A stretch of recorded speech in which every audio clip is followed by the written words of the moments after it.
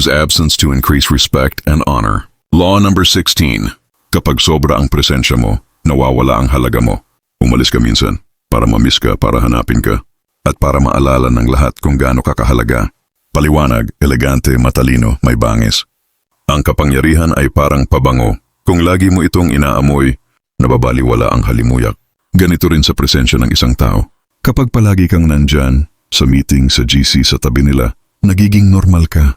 Nawawala ang misteryo, nawawala ang demand, nawawala ang impact.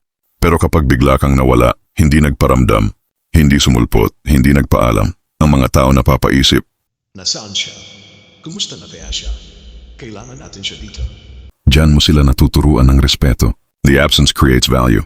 Kapag hindi ka abot kamay, mas pinapahalagahan ka. Kapag bihira ka, mas pinapangarap ka. At pagbalik mo, lahat ay tahimik. Lahat nakatingin. Lahat naghihintay. Halimbawa, negosyo o trabaho. Isa kang top performer sa kumpanya. Sanay silang ikaw ang laging nag-aayos ng gulo, tagasalo ng proyekto, taga-solve ng crisis. Pero dumating ang araw, tumahimik ka. Hindi ka nag-volunteer. Hindi ka agad nagre-reply. Hindi ka sumipot sa usual na meetings. Ano nangyari? Biglang napansin nila kung gaano ka kahalaga. Nagsimulang magtanong ang boss. Nasaan si Pedro? Sino ang gagawa kung wala siya? At sa pagbabalik mo, ikaw na ang may leverage. Hindi ka na basta-basta tinitingnan. Ikaw na ang trump card. Halimbawa, sa relasyon, lagi kang available. Lagi kang nagte-text. Lagi kang sumusulpot. Anong nangyayari? Nabubusog siya sa'yo. Hindi ka na hinahanap. Hindi na siya excited.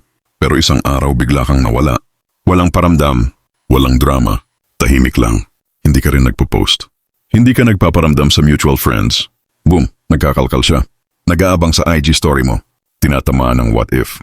At kapag nakita ka niyang blooming, busy at unbothered, mas pinapahalagahan ka. Ito ang tusong strategy. Gamitin ang katahimikan bilang sandata. Bawasan ang presensya mo para tumaas ang halaga mo. Ito ang kasabihan. Sa trabaho, relasyon at negosyo, ang hindi madaling makuha ay laging mas mahalaga. Kapag lagi kang andyan, nawawala ang epekto mo. Pero kapag nawala ka, dun ka nila pinaka naaalala. Thank you for watching. And follow for more.